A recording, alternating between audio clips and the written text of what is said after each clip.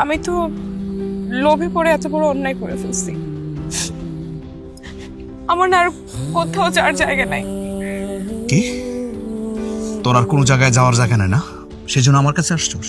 আরে তোর তো আমি এতদিন রাখতে চাইছিলাম, মনে প্রাণে ভালোবাসা রাখতে চাইছিলাম।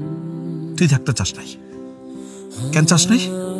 কারণ তোর 50 লাখ টাকা লোভ।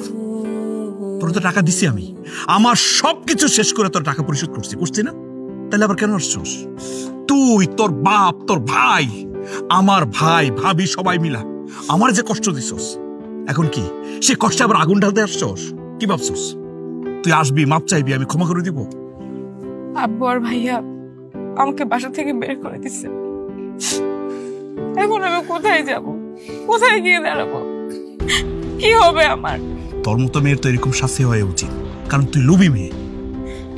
তুই আমাকে একটু ভালোবাসিস নাই। আমি তোকে কতবার বলছি, দেখো তুমি স্যার আমার কেউ নয়, আমি তোমারে ভালোবাসি, আমি তোমার নিয়ে নতুন একটা সংসার করতে চাই, সেই সংসার আমাদের বাচ্চা কাচ্চা হবে, তাদের নিয়ে ভবিষ্যৎ করতে চাই। আমি কি বলি নাই? আমি কতবার তোমার কাছে হাত জোর করে মিনতি করছি,